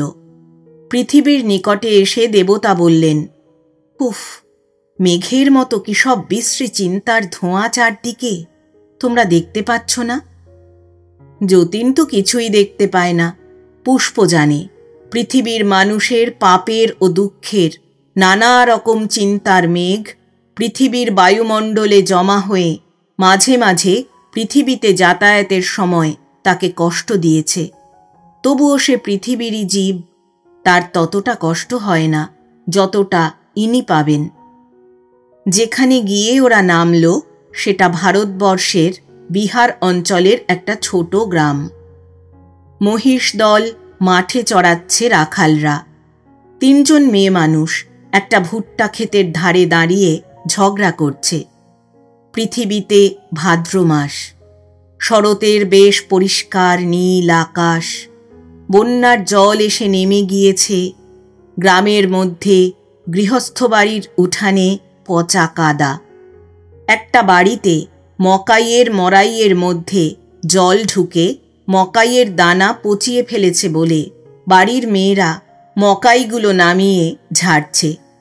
দেবতা বললেন, কি আশ্চর্য, এদের গতি এতটুকু জায়গায় সীমাবদ্ধ, এর চেয়ে দ্রুত যেতে পারে না? কাটিহার থেকে মুঙ্গেরগামী একখানা ট্রেন এসে পড়ল। দেবতা বিস্ময়ের সুরে বললেন, ও ব্যাপারটি কি? পুষ্প বললে, মানুষে ওই গাড়িটা তৈরি করেছে, ওকে বলে রেলগাড়ি। খুব জোরে মানুষকে এক জায়গা থেকে আর এক জায়গায় নিয়ে যায় প্রভু। দেবতা কৌতুকের দৃষ্টিতে চেয়ে বললেন, ওই কি দ্রুত যাওয়ার নমুনা? নমুনা দেখে তো খুব আশা হয় না এদের দ্রুতগামিতার ভবিষ্যৎ ইতিহাস সম্বন্ধে। ওর নাম কি জোরে যাওয়া? এক জায়গায় দুটি ছোট ছোট ছেলে মেয়ে ভুট্টা ক্ষেত থেকে ভুট্টা চুরি করে খেতে গিয়ে ক্ষেত্রস্বামীর হাতে পড়ে খুব মার খাচ্ছে দেখে দেবতা বললেন, আহা, কচি ছেলে মেয়ে দুটিকে অমন করে মারছে কেন? পরে তিনি ক্ষেত্রস্বামীর মনে সদয় চিন্তা বিক্ষেপ করতে চেষ্টা করলেন। স্থূল দেহের স্থূল মনে প্রথমেই কোনো চিন্তা কার্যকরী হল না, কিন্তু অসাধারণ শক্তিশালী দেবতার মনের জোরে তাকে সৎ চিন্তার প্রেরণা স্পর্শ করলে সে ছেলে মেয়ে দুটিকে ছেড়ে দিয়ে বললে, আচ্ছা, যা নিয়েছিস নিয়ে যা, তা এবারকার মতো নিয়ে যা, আর কখনো আসিস নে। দেবতা বললেন, আহা, এদের কত কষ্ট, কি অদ্ভুত এই সৃষ্টি! যত দেখছি ততই এর সৌন্দর্যে মুগ্ধ হয়ে যাচ্ছি। আমার কি ইচ্ছে হচ্ছে জানো, এদের মধ্যে মানুষ হয়ে থাকি, এদের দুঃখ দূর করবার চেষ্টা করি। পুষ্প বললে, দেব, নিকটের এই পাহাড়ের চূড়াটাতে বসে আপনার ভ্রমণের গল্প করবেন দয়া করে, শুনবার বড় ইচ্ছে হচ্ছে। ভাদ্র মাসের গঙ্গা, কুলে কুলে ভরা। বিকেল হয়েছে। পশ্চিম দিগন্তে জামালপুরের পাহাড়ের পিছনে রঙিন মেঘস্তূপের আড়ালে সূর্য অস্ত যাচ্ছে। পাহাড়ের মাথায় ছোট ছোট জঙ্গল। একটা ফাঁকা জায়গায় বন্য হরিতকি গাছের তলায় ওরা বসল। নিচে গঙ্গার ধারে একটা পাট বোঝাই ভরের মাঝি মাল্লারা রান্নাবান্নার উদ্যোগ করছিল। যতীন ভাবছিল, এই তো বৃহত্তর জীবন, মৃত্যুর পরে যা সে লাভ করেছে। কোথায় বাংলাদেশের একটা ছোট্ট গ্রামে সে ছিল বন্দী, সারা পৃথিবীতে ছড়িয়ে গেল তার জীবন। পৃথিবীর অতীত, কত লোকে, কত স্তরে, এমনি কত নিস্তব্ধ শরৎ দুপুরে, অপরাহ্নে, কত বসন্ত দিনের আসন্ন বেলায়, কত জ্যোৎস্না রাত্রিতে তার ইচ্ছামতো অভিযান ভবিষ্যতের ক্ষেত্রে জমা রয়েছে। এমন সব সুখের দিনে শুধু মনে হয় সেই হতভাগী। দেবতা তাঁর ভ্রমণের কাহিনী বলতে লাগলেন। সে ভারী চমৎকার কথা। তার সব কথা পুষ্প বা যতীন বুঝতে পারছিল না, তবুও তারা মুগ্ধ হয়ে গেল তার উৎসাহদীপ্ত মুখের ভঙ্গিতে, কথার সুরে। কত লক্ষ বৎসর পূর্বে তিনি বেরিয়েছেন বিশ্বভ্রমণে। কত গ্রহ, উপগ্রহ, নক্ষত্র জগৎ, কত ছায়াপথ, নীহারিকাপুঞ্জ, মানস গতিতে ভ্রমণ করেছেন। আলো বা বিদ্যুতের যেখানে পৌঁছতে লক্ষ লক্ষ বৎসর লাগে, সেসব সুন্দর নক্ষত্রমণ্ডলী পার হয়েও লক্ষ আলোকবর্ষ দূরের অঞ্চলে তিনি চলে গিয়েছেন। তখন দেখেন বহু দূরে আর এক অজানা বিশ্বের সীমা, মহাশূন্যের প্রান্তে আবছায়া দেখা যায়। আবার সে বিশ্বেও পৌঁছেছেন। আবার অগণিত নক্ষত্র, গ্রহ, উপগ্রহ, নীহারিকারাজির মধ্যে দিয়ে দেবতার অমিত গতিতে বহু শত বৎসর ধরে ছুটে গিয়ে যেমন তার সীমা ছাড়িয়েছেন, আবার দূরে দেখতে পেয়েছেন আর এক রহস্যময় অজ্ঞাত বিশ্বের ক্ষীণ সীমান্তবর্তী ক্ষীণালোক তারকামণ্ডলী। কত প্রজ্বলন্ত নক্ষত্র, কত স্বয়ংপ্রভ বাষ্পমণ্ডলী লক্ষ লক্ষ যোজন বিস্তৃত হয়ে রয়েছে শূন্যের দিগন্ত থেকে দূর দিগন্তে। অবশেষে এই বর্তমান বিশ্বটায় পৌঁছে গ্রহ নক্ষত্রের গোলকধাঁধার মধ্যে কিছু দিশেহারা হয়ে পড়েছিলেন। পুষ্প বললে, আমাদের সঙ্গে করে নিয়ে যাবেন? দেবতা বললেন, তা অসম্ভব। এই গ্রহের বিভিন্ন আত্মিক স্তর ছেড়ে তোমরা কোথাও যেতে পারবে না। এর আকর্ষণে টেনে রাখবে। সে দেহ তোমাদের তৈরি হয়নি। তবে আর কিছু কাল অপেক্ষা করো। কাছাকাছি বহু অদ্ভুত জগৎ আছে, সেখানে তোমাদের নিয়ে যাব। আমায় স্মরণ করো না, তাতে আমি আসব না। যখন তোমরা তার উপযুক্ত হয়েছ বুঝব, আমি নিজেই আসব।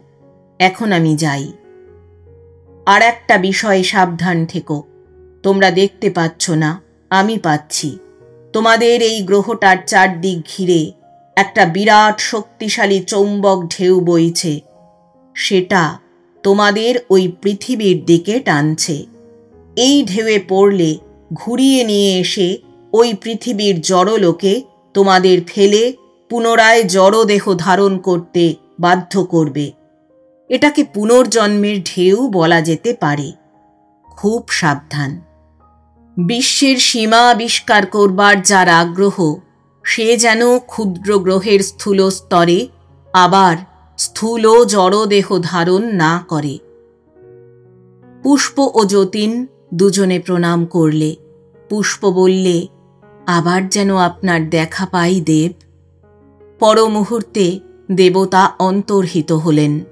পুষ্প বললে, দেখলে তো, শুনলে? ওই সেই চুম্বকের ঢেউ। আমাকে এক দেবতা বলেছিলেন অনেক দিন আগে। তোমাকে একবার পঞ্চম স্তরে নিয়ে যেতে যেতে বিপদে পড়েছিলুম। তুমি অজ্ঞান হয়েছিলে, মনে আছে? সেইবার তার সঙ্গে দেখা। একদিন গঙ্গার ঘাটে বসে থাকার সময় যতীন দেখে অবাক হয়ে গেল যে দিব্যি চমৎকার জ্যোৎস্না উঠল, একেবারে পৃথিবীর পূর্ণিমার জ্যোৎস্না। তার শুভ্র আলোর ঢেউ পড়ল গঙ্গা বক্ষে, পড়ল গিয়ে ওপারের শ্যামাসুন্দরী মন্দিরের সর্বাঙ্গে, তীরের প্রাচীন বটের মাথায়, ডালের ফাঁকে ফাঁকে। যতীন ভাবলে, এ আবার কি? জ্যোৎস্না তো কখনো এখানে দেখিনি। এখানে রাত্রি বা কি, দিনই বা কি? এমন সময় পুষ্প হাসতে হাসতে পাশে বসে বললে, কেমন জ্যোৎস্না হয়েছে দেখো, মনে পড়ে তুমি আর আমি কেওটার বুড়ো শিবতলার ঘাটে এমনি জ্যোৎস্না রাতে কত বসে ইলিশ মাছ ধরা দেখতাম। কিন্তু জ্যোৎস্না উঠল কোথা থেকে? চাঁদ এলো কি করে? যতীন বললে। পুষ্প বললে, তৈরি করলুম জ্যোৎস্নাটা, ভাবলুম তোমার সঙ্গে একদিন জ্যোৎস্না রাত্রে ঘাটে বসা যাক, কেমন বেশ হয়নি? যতীন বললে, আচ্ছা পুষ্প, যে কোনো ঋতু যে কোনো সময়কে তৈরি করতে পারে, এ তো অদ্ভুত। পুষ্প বললে, সময় এখানে মনের দ্বারা সৃষ্ট করা যায়, যেমন অন্য সব জিনিস করা যায়। সে তো তুমি চোখের ওপর দুবেলা দেখছ। আচ্ছা যতুদা, শাহগঞ্জ কেওটার কথা মনে পড়ে?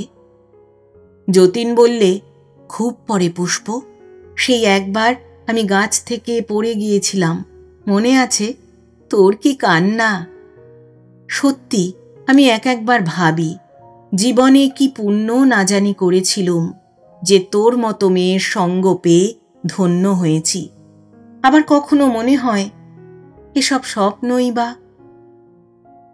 পুষ্প লজ্জিত সুরে বললে, আহা। পুষ্প বুঝতে পারে যে যতীন আশার কথা ভাবছে। ঘাটে এসে বসেই তার কথা ওর মনে হয়েছে। যত উচ্চ স্তরের আত্মাই হোক, পুষ্প মেয়ে মানুষ, তার মনটা হু হু করে ওঠে।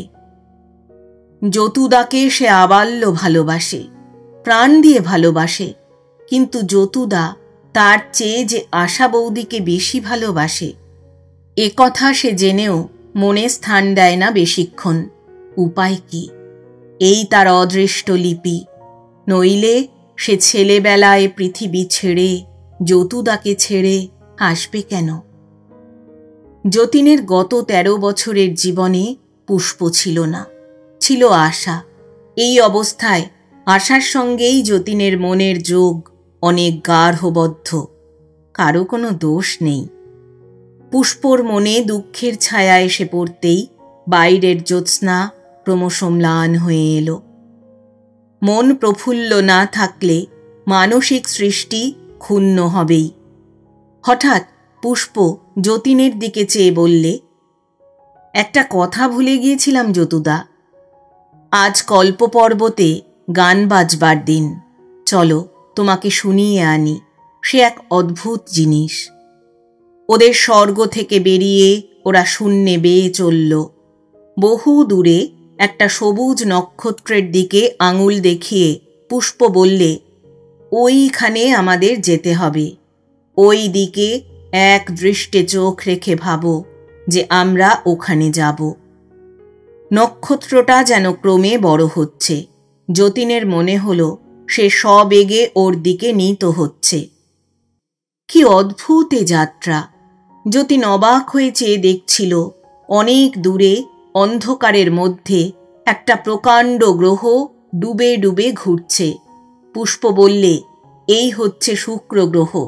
সন্ধ্যাবেলা সেটাকে পশ্চিম আকাশে দেখা যায়।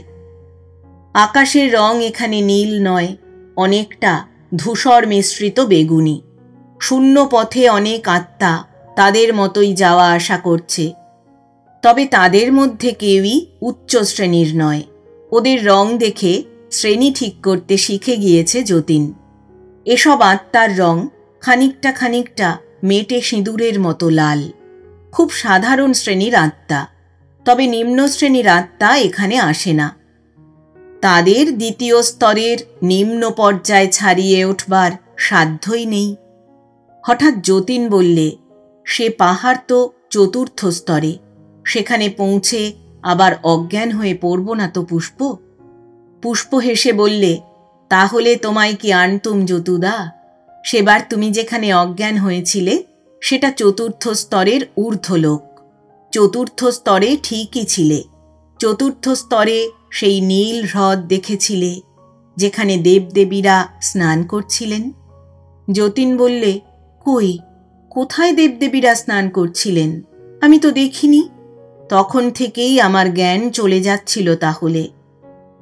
ওদের কথা শেষ হতে না হতেই যতীন দেখলে তারা একটা অত্যন্ত সুন্দর দেশে এসে পৌঁছেছে। দেশটার চারিদিকেই চক্রবাল রেখার কুলে কুলে নীল পাহাড়। গাছপালা সেখানে আদৌ তৃতীয় স্তরের মতো নয়। কোনোটার রং নীল, কোনোটার বেগুনি, কোনোটার সোনালি। ফুল ফল যেন রঙিন আলো দিয়ে গড়া। পাহাড়ের মাথায় মাথায় যেন জ্বলন্ত রঙিন আলোর মেলা। পুষ্প একটা গাছের ফুল তুলে ওকে দেখালে। তুলবা মাত্র বোঁটায় আর একটা ফুল কোথা থেকে এসে শূন্যস্থান পূর্ণ করলে। আরও একটা আশ্চর্য ব্যাপার, প্রান্তরের ও শৈলশানুর সব ফুল মুহূর্তে মুহূর্তে স্পন্দিত হচ্ছে, যেন চারিদিকে রাশি রাশি লক্ষ লক্ষ নানা বিচিত্র বর্ণের জোনাকি নিভছে, জ্বলছে। পাখিগুলো যখন আকাশে উড়ছে, তাদের ডানায় যেন 7 রঙা রামধনুর খেলা। এদেশে বাতাসে একটা অদ্ভুত শান্তি ও আনন্দের বার্তা, একটা বিচিত্র জীবন উল্লাসের ইঙ্গিত। যতীন একটা জিনিস লক্ষ্য করলে, এখানকার দৃশ্য যেরকম, পৃথিবীতে এই দৃশ্য কল্পনাও করা যায় না। এর কোনো জিনিস পৃথিবীতে নেই। পুষ্পকে সে কথাটা বললে। পৃথিবীর সঙ্গে খুবই কম মিল এদেশের, না পুষ্প? পুষ্প বললে, যতুদা, এর একটা সহজ কারণ আছে। দ্বিতীয় বা তৃতীয় স্তরের আত্মারা পৃথিবী থেকে সদ্য এসেছে। পৃথিবীর স্মৃতি তখনও তাদের কাছে ম্লান হয়নি। যখন তারা মানসলোক সৃষ্টি করে, পৃথিবীর সেই স্মৃতি তাদের অনেকখানি সাহায্য করে। কাজেই তাদের তৈরি স্বর্গ হয় পৃথিবীরই অবিকল নকল। কিন্তু এই সব স্তরের আত্মিকদের মনে পৃথিবীর স্মৃতি অত্যন্ত ক্ষীণ হয়ে এসেছে। অনেকের নেই বললেও হয়। কাজেই তারা যখন গড়ে, নিজেদের কল্পলোক নিজেদের কল্পনা থেকে গড়ে। তাই সব হয় নতুন, সবই হয় আজগুবি। এ সবই যা দেখছ, এই স্তরের অধিবাসীদের সৃষ্টি। ওই পাহাড় পর্বত, গাছপালা, ফুল, পাখি, সাধারণ দৃশ্য সব। যতীন বললে, কিন্তু তোমার মানুষজন কই? একজনেরও তো সাক্ষাৎ নেই। পুষ্প বললে, তাঁরা ইচ্ছে না করলে এ স্তরের আত্মাকে তুমি সহজে দেখতে পাবে না যতুদা। কল্প পর্বতের কাছে যাকে আমরা চুম্বক শক্তির ঢেউ বলি, তা অত্যন্ত প্রবল। সেখানে গেলে তোমার দেহ শক্তিমান হবে। তখন খুব উচ্চ স্তরের আত্মাকেও অল্পক্ষণের জন্য, মানে মাত্র যতক্ষণ সেই পর্বতের কাছে থাকবে, ততক্ষণের জন্যে দেখতে পাবে। অল্প পরেই একটা অনুচ্চ পর্বত সামনে দেখা গেল। তার ওপরটা অনেকখানি সমতল।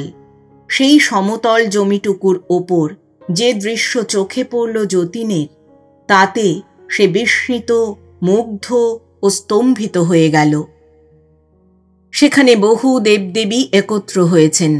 তাদের অঙ্গের জ্যোতি ও রূপে সমস্ত ভূমিশ্রী আলোকিত হয়ে উঠেছে।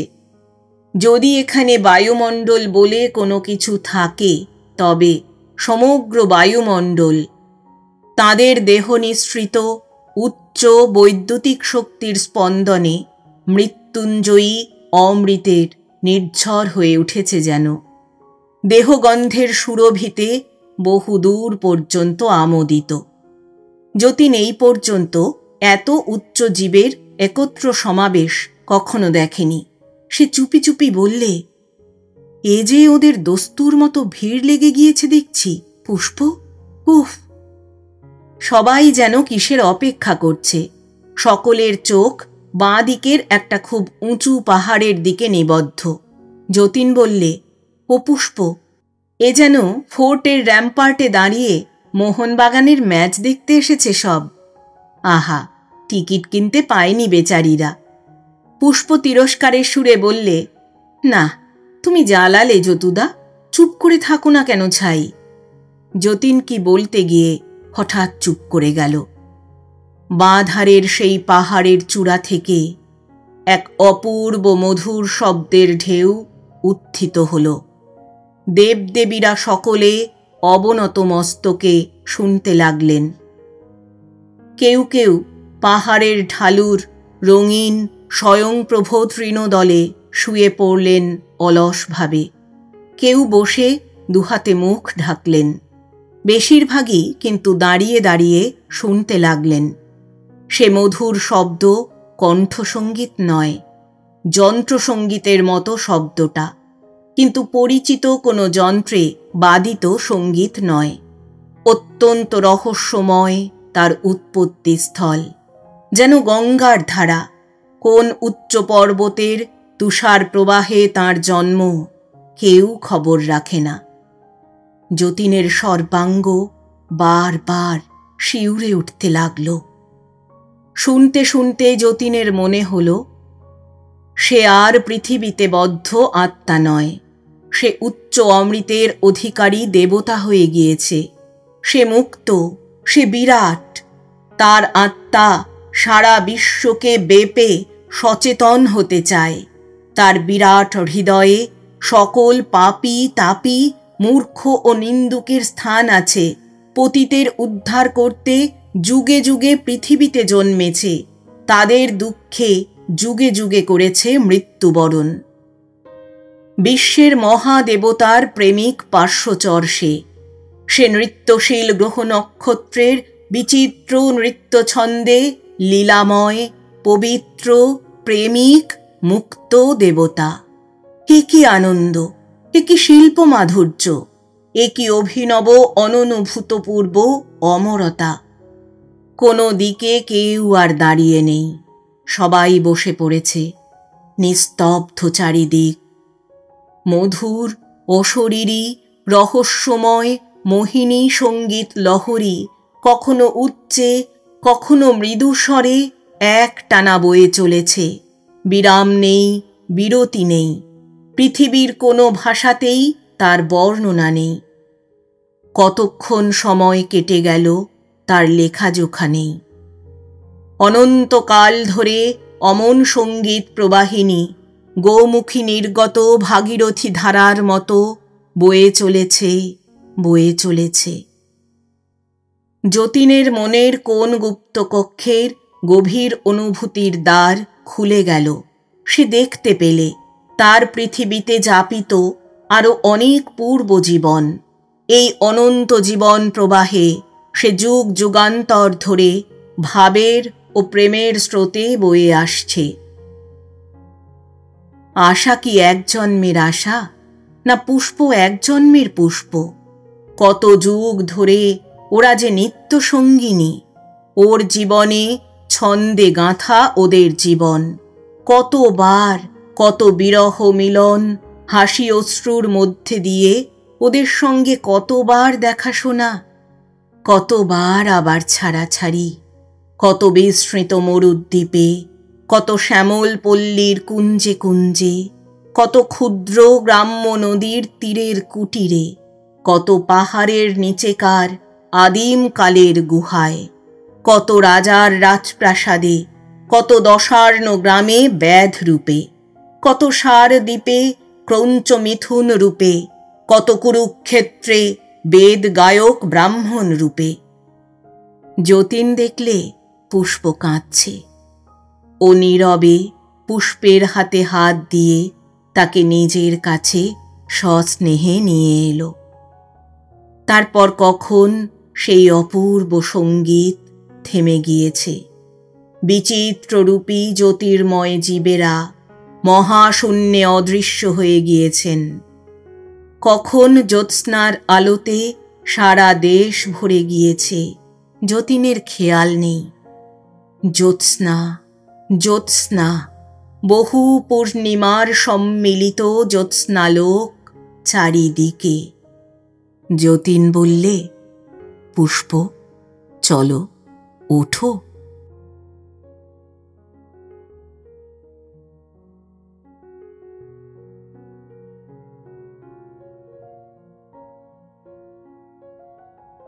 এতক্ষণ শুনলেন শ্রদ্ধেয় লেখক বিভূতিভূষণ বন্দ্যোপাধ্যায় রচিত দেবযান উপন্যাসের দ্বিতীয় পর্ব। গল্প পাঠ করলাম আমি অর্পিতা। শব্দ নির্মাণ করেছেন সাহিত্য সমাহার চ্যানেলের আকাশ। প্রচ্ছদ এঁকেছেন কভারম্যান অভিব্রত। উপস্থাপনায় এক ব্যাগ গপ্প ইউটিউব চ্যানেল। বন্ধুরা, আবার আসব দেবযান উপন্যাসের পরবর্তী পর্ব নিয়ে। আজ তাহলে বিদায় নিচ্ছি। সবাই ভালো থাকবেন, সুস্থ থাকবেন। আর হ্যাঁ, গল্প পাঠ কেমন লাগলো কমেন্ট বক্সে জানাতে ভুলবেন না কিন্তু। আমি অপেক্ষায় থাকব।